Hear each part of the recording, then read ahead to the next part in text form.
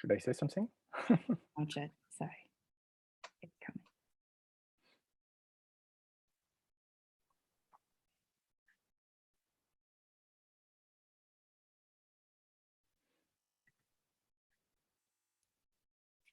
What's up, guys? How are you? Welcome back to another week of Ledger AMAs. Today, we are here to talk about the future of finance. And today, I am here with someone super special, JMP, Jean-Michel. And Jean-Michel, how are you? Very well, thank you. Thanks for having me. I'm very happy to be with all of you today. Yeah, I'm looking forward to having a great discussion with you, Ashley, and obviously trying to answer the question of the audience today. A little bit of disclaimer. Obviously, everything that you will hear today are only my opinions. Obviously, I'm trying to be as educative as possible, but for some of those, I will not know. So I will not be afraid to say that I don't know if you ask questions that I'm not able to answer. And also, a last thing about the intro, we are there to talk about the future of finance. We have the chance to be in crypto, which is definitely the future of finance. But I think that at the end of the day, it's a bit snooty for me to talk about the future of finance because I don't have a precise crystal ball. But again, we are there to discuss. I'm there to share a bit of things I think about the future of finance. And yeah, let's kick in. Perfect. How are you doing? How is it being in quarantine? Well, quarantine has been like for almost 9 weeks now for us in Paris. The lockdown, it has been relatively okay. I'm living in the center of Paris, which has been very, very quiet as in all the cities in the world.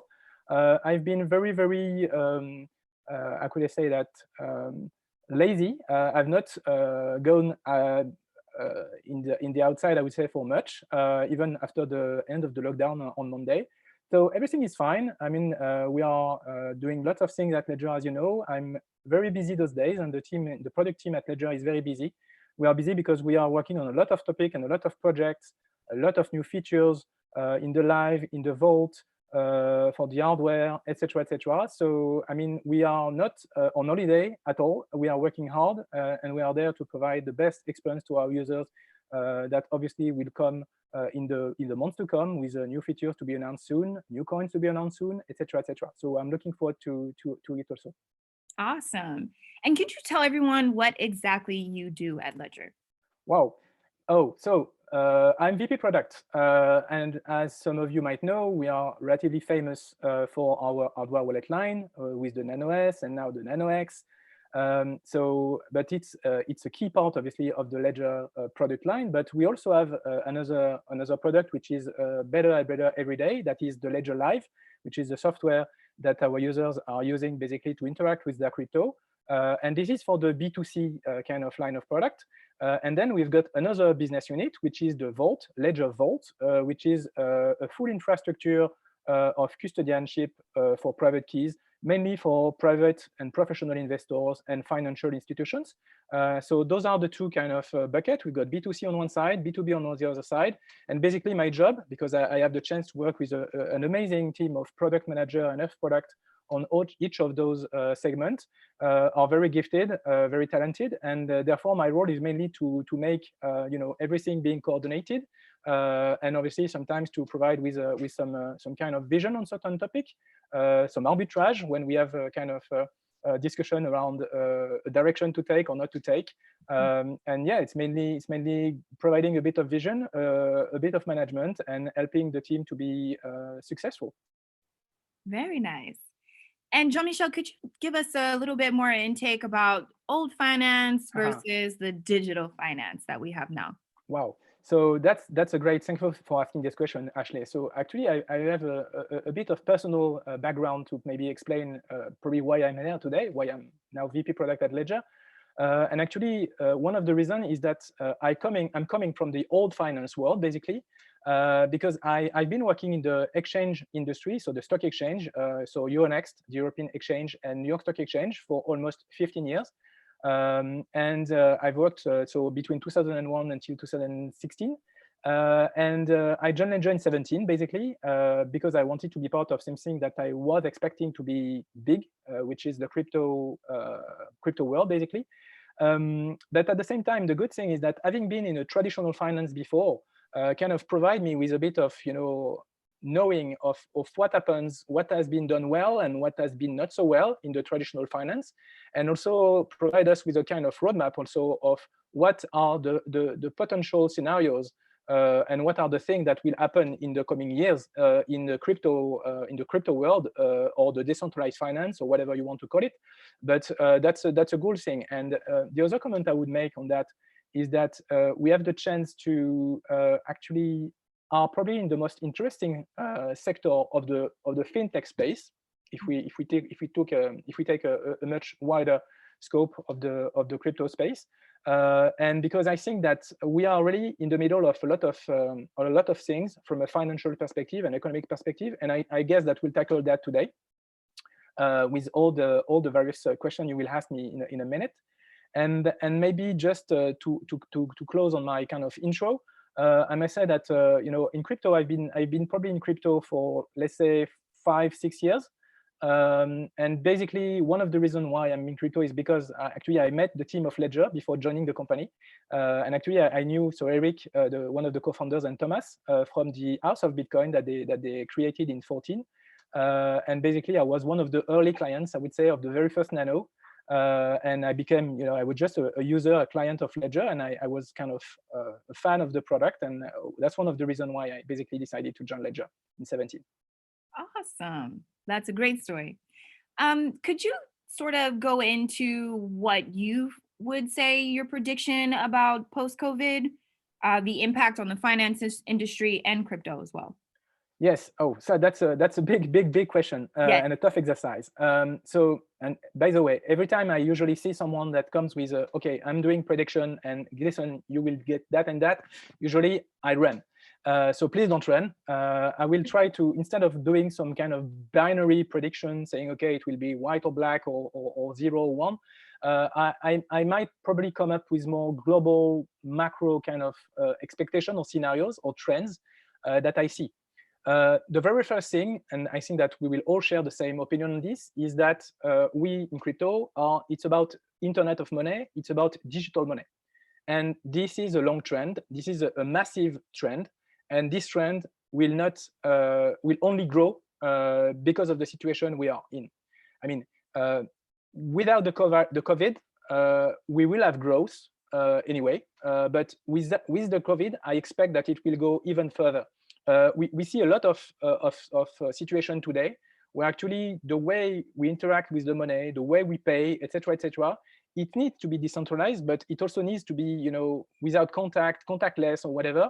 So we expect that actually there is a big trend that we are in today, and actually it's unfortunately or fortunately, I don't know, but at least for the decentralized finance, crypto, digital money, etc., it's a quite positive, and I expect that actually the adoption of the crypto and digital money will increase dramatically in the next 5 to 10 years. That's my first comment. Now, what I must also say is that when we are in this type of situation and in period when there's still a lot of uncertainties, we don't really know where we are heading to in terms of monetary, financial, economics, social, political, all those things. We are in the very early days, basically just 2-3 months ago that actually it popped up, at least in Europe and in the US. So it's very early yet. So we don't really know exactly what will happen. There are some expectations or some fears that things will improve or unfortunately would go down even further. Mm-hmm. And I think at the end of the day, finance cannot comply with this per se. We see that more and more often, that actually, the banking industry is kind of shaken by that. And again, I think that the old finance in itself, they will continue to exist. They continue to try to cope with this. But again, I think for crypto, it's a very, very good opportunity actually to show our strength. And I think that we have been able to show the strength of the crypto ecosystem in the past 2-3 months, because even though the crisis, I mean, all the crypto are continuing to working. We had the halving for the Bitcoin just 2 days ago, and it worked extremely well. Everything is going fine, etc., etc. The hash rate is at the highest of all time. So I mean, it's great. So we show resilience as a crypto sector as a whole. So I think it's good. And now for the impact on the finance industry, I think that the traditional finance will be impacted. I think that, again, the crypto will prove that it's resilient and right. And one of the reasons is that I probably think that actually in the coming weeks or months, we'll see more and more the traditional finance trying to actually catch up with the crypto ecosystem, and we'll probably discuss that later in this afternoon with CBDC, with STO, with stablecoins, etc., etc. So again, let's continue with the rest, but this will be an interesting discussion. Awesome. And DeFi is decentralized finance. Could you sort of go into that and tell everyone what is DeFi? Yeah. So, and again, apologies for those who know that very well, because I guess you won't learn much, but for those who don't know, so DeFi stands for decentralized finance. So it's basically a movement that leverage decentralized network to actually transform what we already know as the old financial products into trustless and transparent protocols that run without intermediary. So basically, you take, it's an alternative to all the financial services we are using today, like investing, borrowing, lending, trading, savings, insurance, whatever. But they become accessible to anyone in the world with a device, internet connection, and most of the time, a smart contract and a blockchain. So basically, it's based on a decentralized approach. And basically also, well, you don't have to trust a central trust that basically provides you with the ability to either borrow or lend, because everything lies in the smart contract that lies on the blockchain, and it has been coded. Code is the law, and that's it. You just have to comply with that, and that works. So that's great, actually. So DeFi is a great tool, a great movement, I would say. At the same time, I must say that it's rather new if we look at things from kind of historical perspective, because obviously DeFi actually you can discuss when it has been created, but I would say that it had been increasing in adoption for the past year or so. There are kind of big figures around 1.5 billion USD being used in decentralized application right now, more or less. And there are also some stats, but again, we never know exactly where the stats come from, but around 150,000 people basically using the DeFi app right now. So it's still a very small market, but we expect it to grow in the coming months and years, obviously. Yeah, I think it's DeFi. It really aims at offering blockchain-based decentralized financial system in which anyone can store, trade, and invest their own assets, their own crypto assets, obviously, with complete control over the assets and no intermediaries to handle the investment. Got it. Thank you so much. Could you tell us about stablecoins? What are they and how do they work? Well, stablecoins, another very interesting topic. And again, stablecoins, it's now a pretty fashionable, I would say, topic. We see basically most, if not all, the financial, either the big financial companies or big tech company, actually, sorry for that. But we've seen that with Libra, for instance, that is sending up apparently some stable coins. They came up with a white paper, I think, 3 weeks ago, V2 white paper, in which they are actually describing a bit what their stable coins could look like. Sorry. So basically, stablecoin in terms of definition. So it's a new type of cryptocurrency that have their value that are pegged to another asset. And this asset, most of the time, is actually a fiat currency, so like US dollar or euro. And actually, it's a new way, I would say, for everybody to actually invest into fiat, but with the decentralized approach and within a blockchain. So you can basically see that as a way to use the best of the crypto world, and with a value that is pegged under this, that is again a fiat currency or some kind of other stuff, but probably we'll see that with STO in a minute. So that's basically how it works. So you will have basically someone that wants to buy some dollar, and basically some digital dollar, let's say. So like you've got let's say Tether or USDT or USD coin, USDC or Paxos or TrueUSD or whatever, And basically, you want to buy those coins, those digital dollar. And what you will do is that you will basically, well, you will send something to either dollar or another crypto to this issuer. And basically, the system behind the stable coin will take your money and will issue. It will keep that in reserve, just like like gold would have been taken in reserve by big central banks. And while they keep that in reserve, this amount, for instance, $100, basically they will mirroring that $100 into coin that will be minted and that will be issued, basically. That will become USDT, USDC, so a new stable coin, and you will receive that. And you will get the ability with this stable coin to this amount of stable coin to basically do a lot of things that are of use today. But we will probably discuss that in a minute. Yes, and could you just give us all the benefits of stablecoins? Wow. So yeah, I think that if you come back maybe some years ago, if you look at Bitcoin, for instance, obviously, there was a lot of things that was around the use of Bitcoin, which was, okay, the payment. Okay, this is a means of payment. This is the internet of payment. This is internet of money. So that's great for storing value, for exchanging values, etc., etc. At some point, there was only a minor, I would say, problem, which was the volatility of the price. So the volatility meaning that well, one day the price could be at 9,000, and a few minutes after that it was 8,900.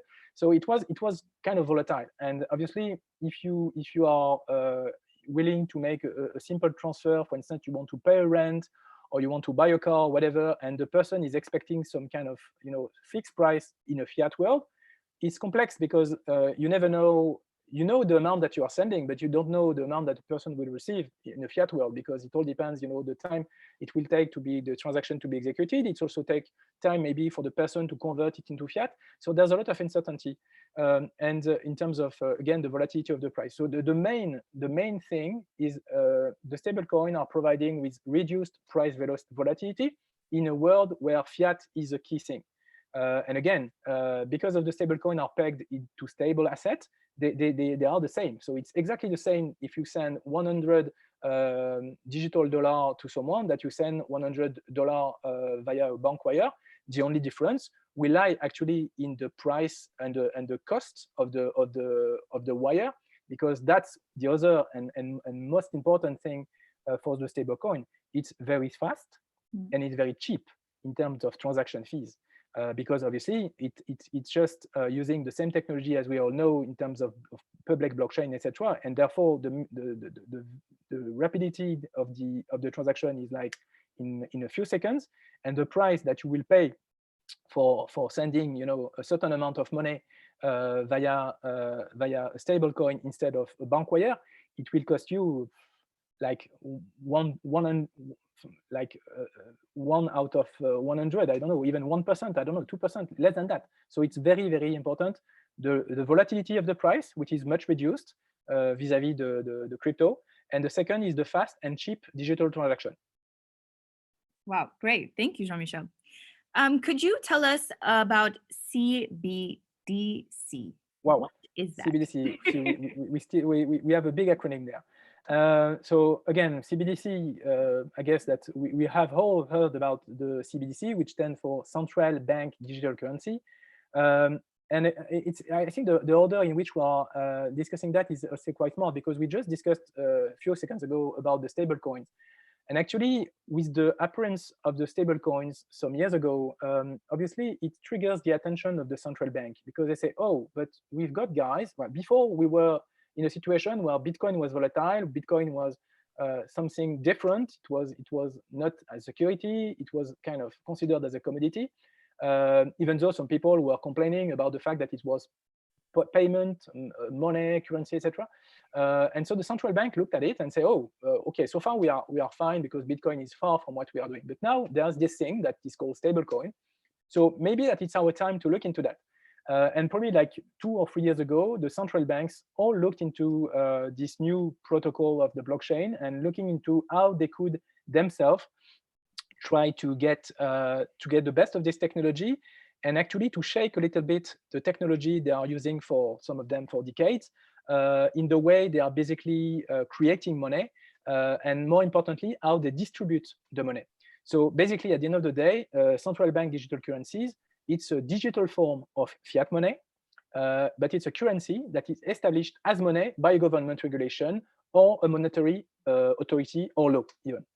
So in that instance, it's different from cryptocurrencies, which are not issued, as you know, by a state, that don't have any legal tender so far, and especially not declared by any government. So actually, the central bank digital currencies are new ways for actually central bank to try to change a little bit the way they interact with the people and the companies, but also the banks, what we call the commercial banks, that are there to actually distribute the money they create to the companies and to the people. So that's again a very recent trend. I think that based on my own survey that I did before and during preparation of this AMA, I think that the Bank for International Settlement said that roughly speaking, 80% of the countries in the world are in some stage working on CBDC, either at a research level or development level. So it shows that it's a big thing. A lot of people are probably working on that in most of the central bank. We have heard about a lot of things coming from China, coming from the US, coming from from Great Britain, from France. So most of the central bank are working on that. And I think that it's interesting because it tends to prove that the technology that we are using in the crypto world is actually a good one, because they are trying to replicate with the fiat traditional world, I would say. And it's fascinating because I think it will be interesting to see how those two worlds are merging or at some point convert together, maybe in 3, 4, 5, 10 years, I don't know. And a last comment maybe on CBDC, if you allow me to do so, is that unfortunately in the US, what we saw a couple of months ago with the COVID is that when there was this $1,200 stimulus check to be actually provided to any US citizen, there was a kind of friction of how you can distribute that money, basically. And it took a bit of time for the US guys to actually try to find a way. And basically, they ended up most of the time to send a check, like in the previous century, to people, so that they can bank in their check and they get their money, and then they can use their money. Well, with CBDC, it could enable actually the monetary policy transmission to be much faster, to be directly transferred to a bank account much more easily than it is today. So again, I think that it will be interesting topic. And again, I think that there's a lot of things that I'm currently looking at, and especially the China, the Chinese central bank is apparently working on something big around that. So we are looking at that, and I think it's a fascinating area. And again, we are looking forward to know what will happen next with CBDC. Awesome. We are excited to pick your brain after a few months to see where we are with that. Could you sort of go into STOs?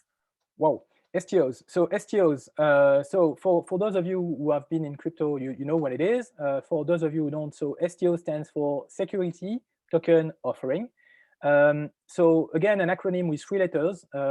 Just a little bit of background. So in 2016, but mostly 17 and a bit 18, we've been in a situation where a lot of projects were trying to find funds and to fundraise actually via a system that was called ICO. ICO was actually standing for Initial Coin Offering. And ICO was actually an acronym that was trying to copy-paste the traditional IPO, which is for the public listed company process that you do, so initial public offering. And yeah, ICO had actually a lot of good and more questionable things in terms of regulation, in terms of what you get, etc.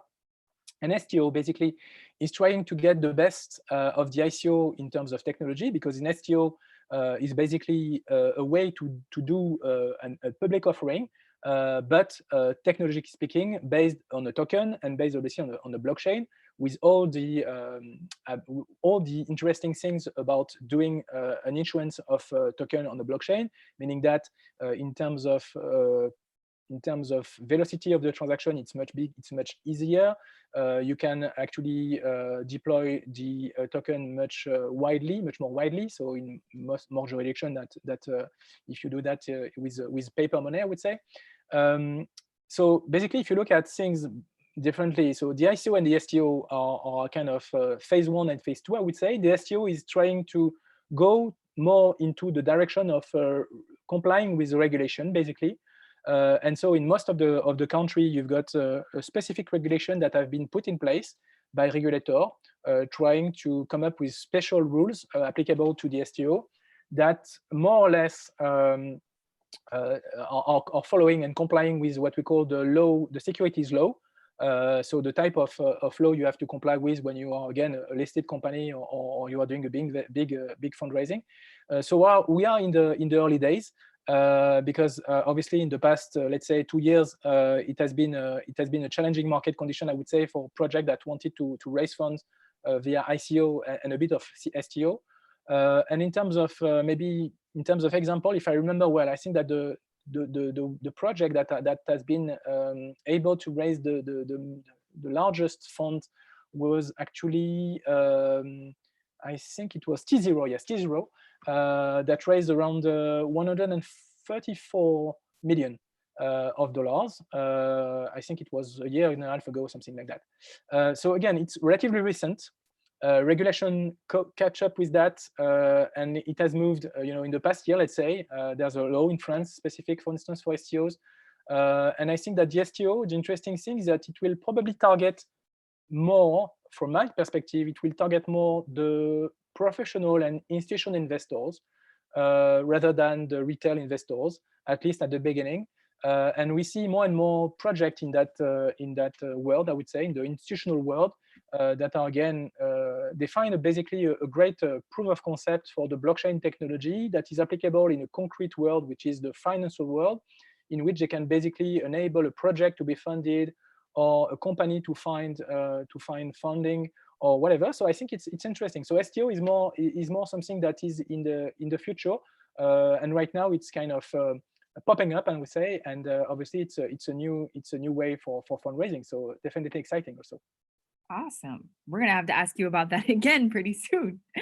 And guys, don't forget that you can ask Jean-Michel all of your questions down there in the pop-out chat. So please ask your questions here.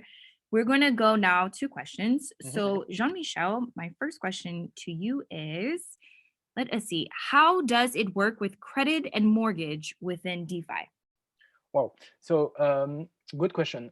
So I don't have any precise example regarding mortgage. Credit, I think it's, I've heard and I bump into a couple of projects that are actually doing some interesting in DeFi around borrowing and lending, obviously, and basically how it works. So you come up with your crypto if you got some crypto, basically you come with them as collateral, and from them you basically enable someone to use them to do something else, to either trade on them or to short them or to use them to as a utility or whatever. So that's a usage. So as a lender, I would say, and as a borrower, basically you do the exact opposite, and you basically get more exposure to a certain coin. And if you are basically a lender, let's say, basically you can get some earnings from that. So that's interesting if you are kind of investor perspective.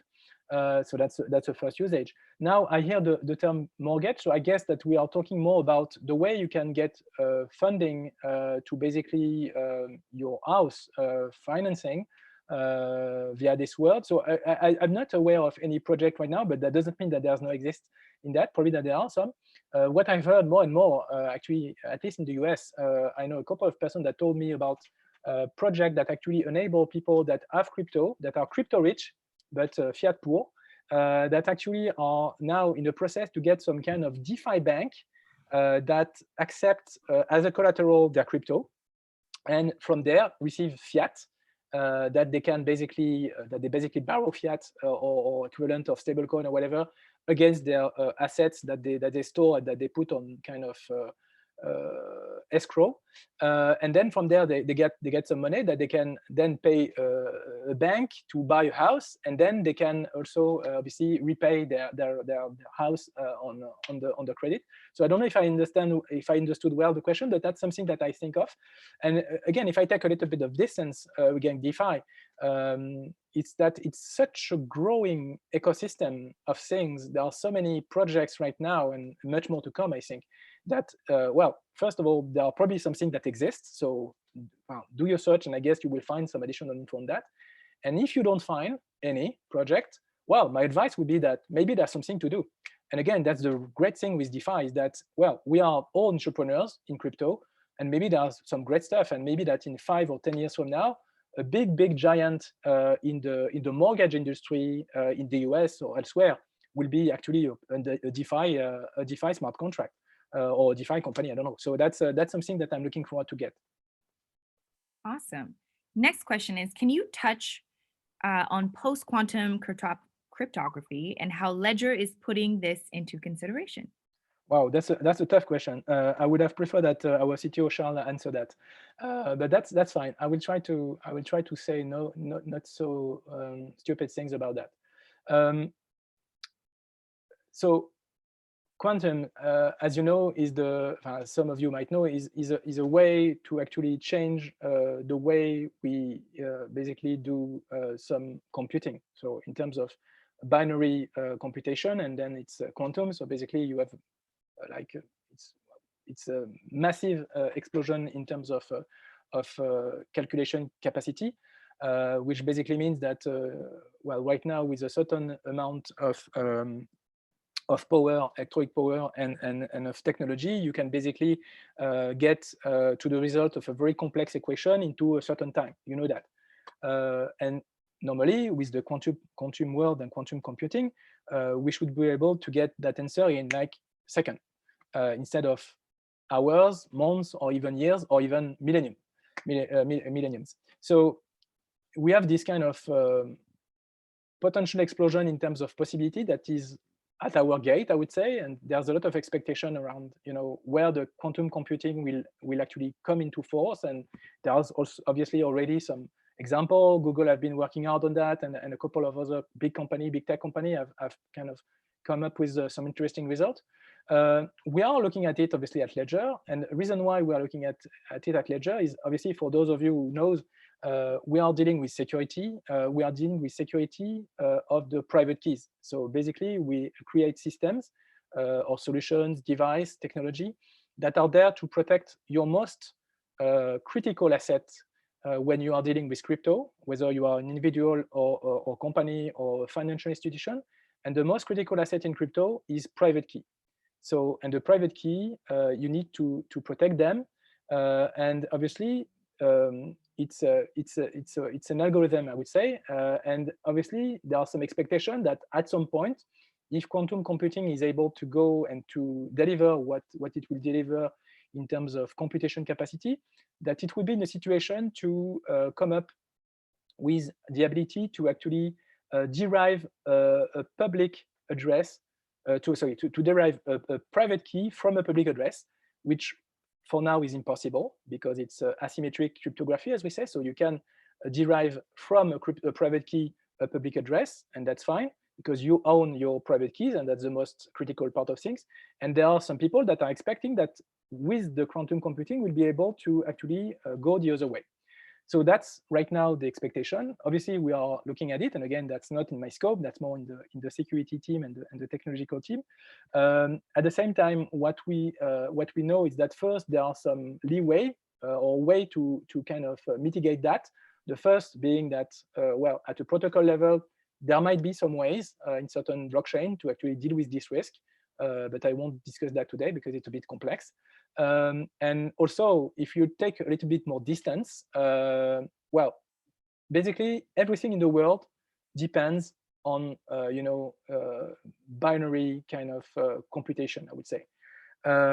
Everything, like the encryption of the Zoom call that we have today, when you connect yourself to a secure website, even the way the nuclear technology is handled, etc., etc. So basically everything is managed through that. So, well, we could say that in some ways, when quantum computing will happen, well, obviously there will be some way to actually anticipate it a little bit. So probably propose some kind of some patch to the protocol, or to change a little bit the technology to protect ourselves against the risk.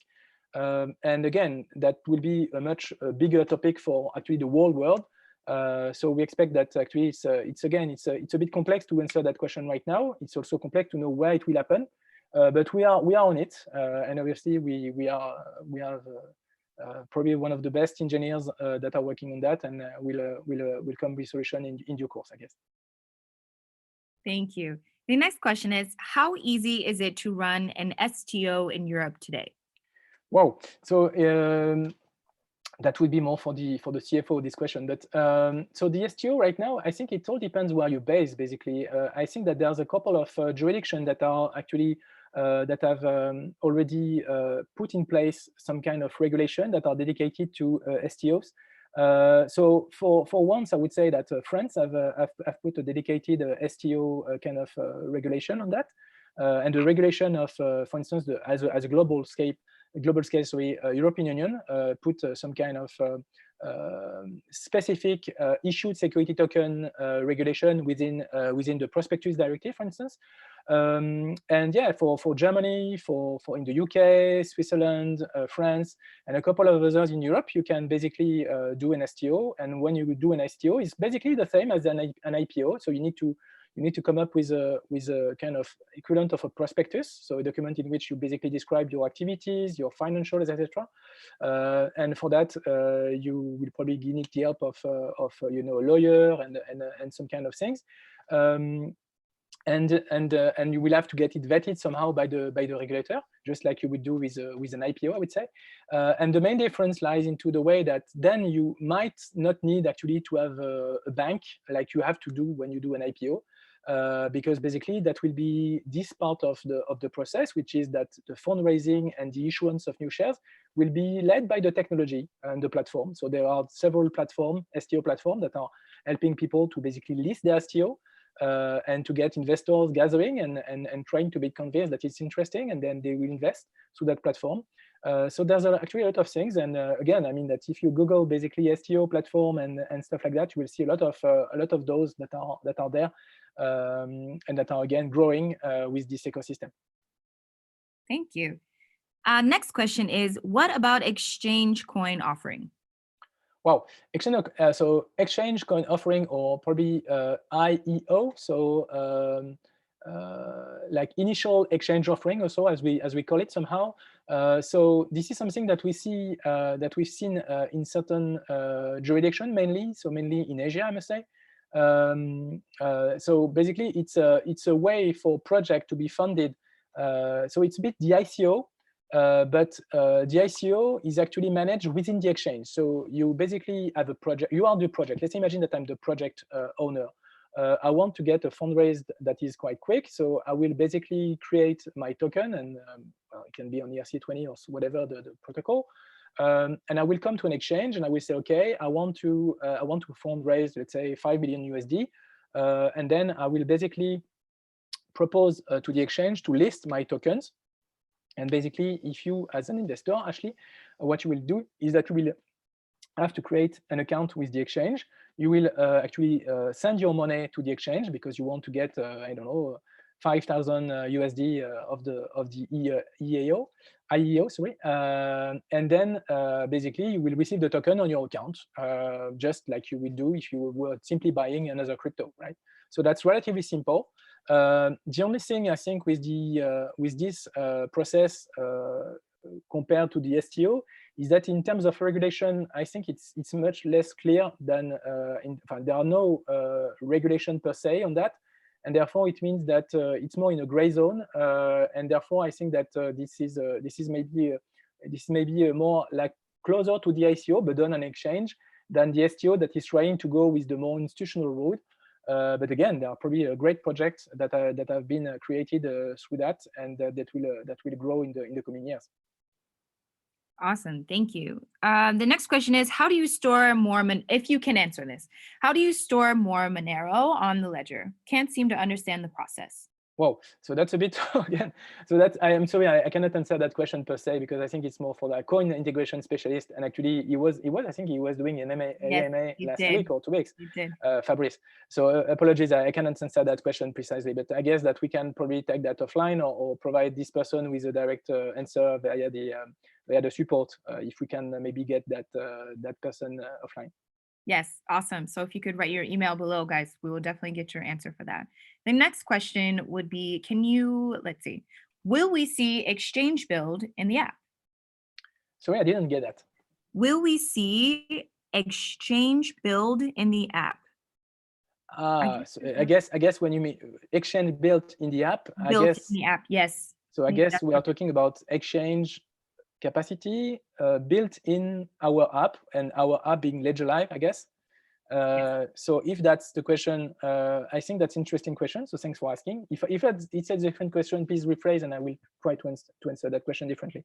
So if I understand well, it's how we could have users could have the opportunity to have the exchange capacity to basically buy and sell crypto or trade crypto within the Ledger Live mobile app, let's say, or desktop app. We don't care.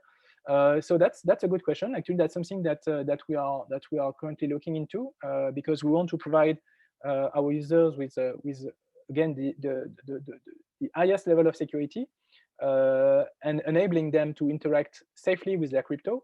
And that's something that we might be seeing in the future.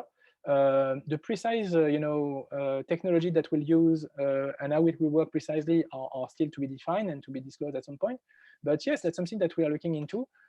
We are already kind of enabling the security of some of our users with their exchange, because some of them are basically signing their transaction with our devices, our wallet, directly when they connect with an exchange. And tomorrow, and some of our users are also using the Ledger Live, which is kind of their big saving accounts in which they have all their crypto mostly, and then they make sends and receive transaction to the exchange and from the exchange to actually trade on the exchange and repatriate the fund so that they are safe in their Ledger Live. So actually we are pushing to that direction, and probably that in the months to come we'll have more interesting news in that. Okay, great. Next question from Caleb is, when are you likely going to add ADA on Ledger Live? So that's a good question. Again, I would have preferred that question for our head of coin integration, Fabrice. But again, I think that it's a good occasion for me maybe to explain a little bit how it works at Ledger in terms of coin integration.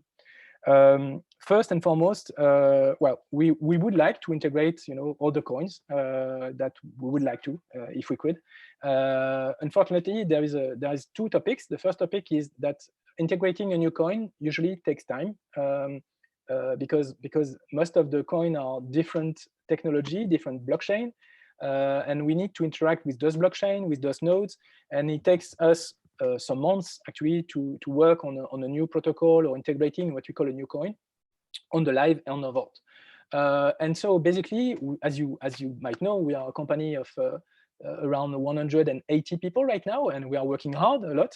And trust me, because I mean, everybody within Ledger is working hard to provide with the best experience, the best technology, and the most important thing, which is security. And so we always try to do the best thing and integrate new coins and provide new coins. So, but again, it takes us time, and every time we provide a new coin within the Ledger Live, actually it takes us basically 2 months or something like that, and full time for like a certain number of engineers that are working day and night on that. So it takes us a bit of time because we want to provide the most secure interaction with the coin. So we have basically a bunch of we basically, if I remember well, we are covering 15 out of the top 20 coins by market cap right now. So we are just missing 5. And out of those 5, there are some that we'll do in the future. There are some that we might not do in the future because we can't or we can't do them. for technical or security reason. And so I can't remember the precise ranking of ADA, but I guess that if it's in the first, let's say, top 30, 40 market cap, it means that basically it's a coin that is under the scope, within our scope, on the watch list, I would say, and that we are currently looking into the list of the coin, and we are reviewing these coins, and we are deciding at some point which coin we should integrate. And again, it's an arbitrage sometimes because we can't do them all at the same time. But we have the project to actually integrate most of the top 30, 25 coin, in the next 12 to 18 months. And for that, probably that HADA will be part of them. And again, I think it's a good question. So hopefully we'll have the opportunity to come back with an answer in some months. Awesome. This is a question from Mr. Shepherd. How does it work with credit and mortgage within DeFi? I think we already had this question, right? Did we have this question? Yes, I think so. I'm so sorry. No worry. Next one. I'm a user in Thailand and would like to know how the company will make NFC Ledger Nanos S with Yubikey features. Wow. So NFC Nano with Yubikey. So I don't really get that, honestly. So what we can say is that NFC is a technology that enables you to basically exchange information without actually connecting a device to the from one device to another device, let's say, or one output to one input. So I don't really get the question, but I think that one answer that we can make is that right now with the Nano X, which is barely Bluetooth low energy and powered, you can basically do kind of connection to a mobile without any connection or cable, I would say. So that's the way I think. And now with the Yubikey, I don't really get that because Yubikey is a tool that is used to somehow protect some kind of passwords and stuff like that. Again, I don't get the question. So apologies for the person who asked it, but I didn't get it. No problem. Next question is, any opinion on the revival of the privacy coins? Privacy coins. Oh my God. I don't know exactly which coin you have in mind. So there are actually, I mean, the privacy has been at the beginning, at the core of the value proposition of the crypto, right? It was a way for people to deal with exchanging and storing value without, a central bank or a central body, let's say, knowing what you are doing or how much you are doing. So we are obviously looking into that. We know that there are some interesting projects in that field. And again, as I just said, for the coin integration, we are looking into this privacy coin topic. Well, probably that we'll integrate at some point one of them. Yeah, I think that's all I can say for that right now. Great. Next question is, when can we find a gold-based stablecoin in Ledger?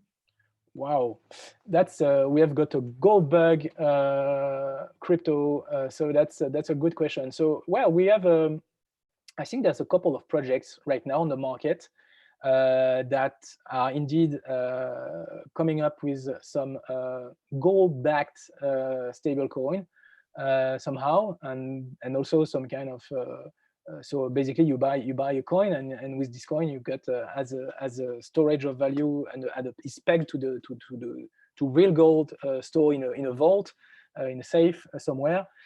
So there are some projects right now, and again, I think it's for us it's just like the rest, like the privacy coin, like ADA and the rest. So it's mainly a question about coin integration.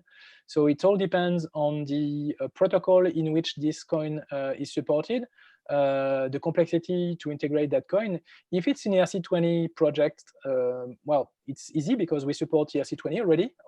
So basically, it will take us no time to integrate that. It's probably already available. And by the way, I missed that because we are pretty 1,004 or 500 ERC20 supported on the live. So I cannot quote any of those, but there is a list on the live website. So you just type asset supported Ledger Live, and you will find a wall list, and you will be able to maybe find this gold-backed stablecoin. I don't know.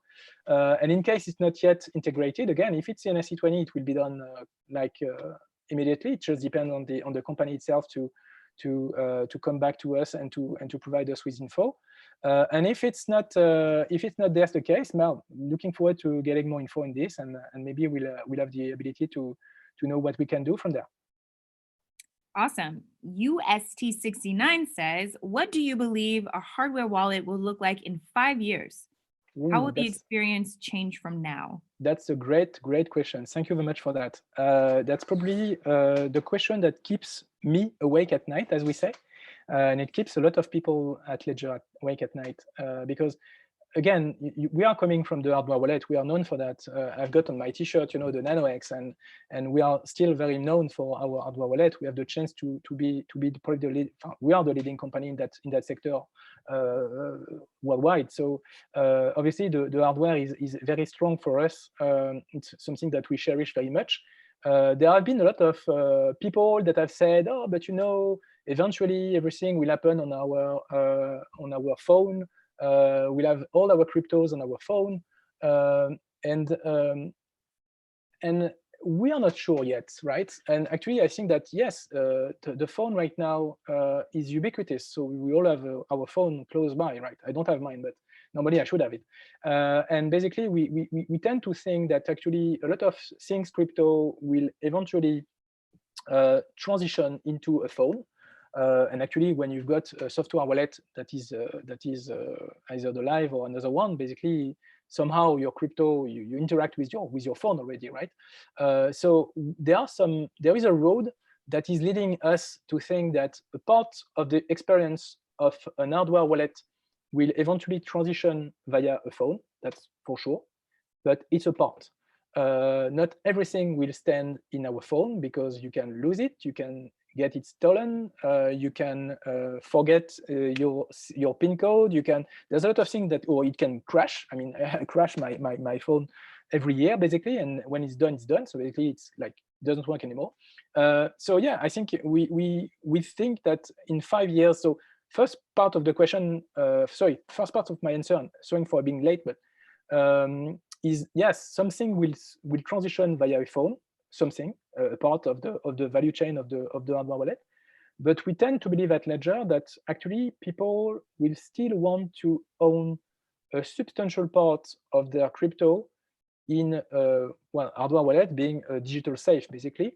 And for that, we believe that there will be a sequence of products that could be launched in the coming 3 to 5 years. And again, at the end of the day, we are also there to see exactly. We are there to actually propose things to the market, to be kind of innovative and propose new value proposition in that hardware wallet kind of line. So that's something that we are working hard right now. But we're also looking forward to getting to know what is the way and what people want to get to secure their crypto safely with the hardware wallet. And again, so we are working on that all the day, I would say, and there will be something that will come probably, in the next couple of years, something like that.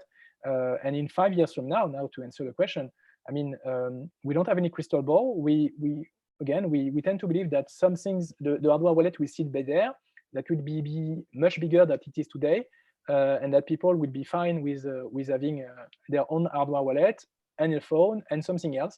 And so again, that's a bit of a mixed answer that I can provide you, but we are excited by the next coming 5 years, because we believe that hardware wallet will be a much bigger product, much more used product than it is today, even. And obviously, we hope that will be one of the leader in that industry in the years to come. Awesome, thank you, Jean-Michel. Also, to the person in Thailand, Technocoin and Learn just got an answer to your question. So you would have to specify which Yubikey application you had in mind, but for right now, we have no plans for NFC. And if it's just a second factor authentication like FIDO, then it works with BLE, okay? Yep. So just wanted to answer that question for you super quickly. And another question for you, Jean-Michel, is what do you love most about working at Ledger? What do I like the most working at Ledger? Wow, I can take probably an hour for that, but I will try to summarize it in a minute. So obviously, the first and foremost is that we have the chance at Ledger to deal with probably the most important thing in crypto, which is security of the core assets, which is again the private key, the seed that you own when you really own a crypto. So we are really at the core of the crypto ecosystem, and it's we are slightly less famous than big exchanges or miners or whatever, but we have the chance to be in the center. And I wanted to work in that ecosystem, in that industry. I wanted to be closer to the ecosystem. When I was working in finance, I was working with exchange that again is at the center of most of those things, much much more in the center than banks, for instance, and same for Ledger. So we are at the very center of everything. So that's great because we deal with security of critical assets. So that's the first answer. The second answer is the number of talented people that are working at Ledger is amazing. I mean, again, having been working in finance, when you basically had very, very smart people, I must say I found even much more smart people in working at Ledger. And in crypto, generally speaking, I must say, most of the guys I met or I bump into in conference or working with other companies or crypto project, blockchain project, whatever you call it, are very, very smart. So it's also very interesting to actually confront yourself with people that are smarter than I am. And so that's great because it provides you with the ability to actually become even slightly more smart also. Yeah, I think that the two reasons, and also the last but not least reason is that working in Ledger is amazing because we have the chance again to be at something that can be very big, which is the crypto space. We decided to go for the north face of the Everest when we climb it, because we decided to opt for a not so easy thing that is about security. But we believe that we have a key role to play, and that if we succeed in making crypto safer and easier to understand, basically it will enable the crypto world as a whole to expand on the institutional side and on the retail side. And last but not least, the adoption of the crypto space will eventually come because people don't ask any question about security because they believe they are safe with their crypto, and they don't think that they can lose their coins or they can be stolen or whatever. And that's something that we are there to promote. And again, we believe that we are there to actually enable the market to go in that direction and to be safer, crypto to be safer. So that's the three main reasons, I would say. Awesome, thank you. Another question for you is, how do you feel about open source wallets like Atomic Wallet? Well, open source wallet, it's a very interesting question. So we are somehow open and close and source. So it all depends on the side of the software that you look at. So no, there's a very interesting project in that. We are a lot of people working at Ledger actually come from the open source software, and we try to get the best of it with the constraint that we might have from a technological standpoint, but which is security and complying with certain technological constraints at an hardware level, I would say. So now we are looking into that, and I think that there are some interesting projects, but I don't know this one specifically. Okay, got it. Thank you so much. And last question is Project Vera1. Could you just go in Vera1? Project How do you spell it? Veraone. Okay. Yeah. Okay, so that's it's a stablecoin backed with gold. So we get back to the previous question, right? Yeah, just a little bit more. People do have some questions about that. Okay, I don't know it because I just had to Google it to know it. So apologies for not knowing this project. So no, it's exactly what we just said, right? So it looks as if it's a gold-backed project that enable people, if I read well, to actually get direct exposure to physical gold via probably a coin. I don't know much. But there's a couple of information for those of you that want to get further information. And probably that this question is asked by someone that want to invest or already invest in that, or maybe it's part of the team that are building that Vera One coin. So again, as I just said for the previous question that I can answer, if they want to get in touch with us, either if it's an investor or the company itself, looking forward to get in touch and to know more about this project. Awesome. And last but not least, the last question is, seems to be a couple of people asking here. XRP accounts are being deleted from Ledger, ? So is that true? Is that not true? XRP account. XRP, is it? Yeah, for Ripple. Yes. XRP, yeah. Yeah, there was fun. I'm not sure it's exactly that, but again, it's more a question for the customer support. I think there was a question this morning about that, and I cannot answer precisely because it's a very, very precise question, and I didn't have the time to focus on that. But it's not cancelled or erased per se. I think there's a specific thing to be made to get some extra coin, and again, I think it's more a question for the customer support. I think that they've dealt with that early this morning. Got it. Thank you so much, Jean-Michel. We definitely appreciated everything that you had to share with us today. Guys, please ask any questions that you have for us. Next week, we will be here with Nicholas Baca, who is our Chief Innovation Officer and also one of the co-founders of Ledger. So we're going to be having a little bit fun time with Nico. You can ask him any questions. So we will be talking about the innovation of Ledger. You can ask him any questions, and we also will be doing a giveaway. A lot of you have been asking, and we are here to deliver. So Jean-Michel, thank you again so much. We definitely appreciated you. Thank you very much. Have a nice day, afternoon, morning, depending on where you are.